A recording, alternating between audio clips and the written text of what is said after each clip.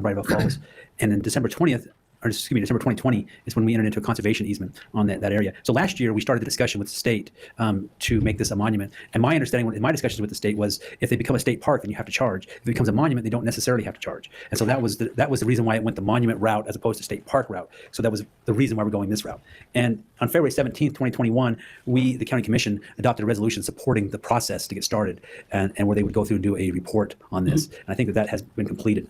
To Commissioner Lee's point, the very last sentence of this proposed resolution says that Utah County intends to provide management services for the state monument pursuant to an agreement with the division, referring to the state parks, and the provisions of the State Monuments Act, et cetera. So that is in here where it's intended that the county will end up in an agreement with the division related to management of the Bright Oak Falls properties. Also, just be aware, I did review our conservation easement from December of 2020, and we did make an exception for this very purpose. We anticipated back in December 2020 that this could in fact become a state property or a state monument, and so we did make an exception in our conservation easement to address this very issue.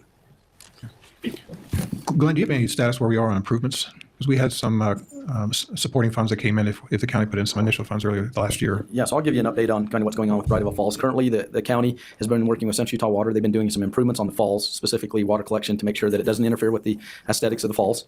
So they'll be hopefully completing this spring.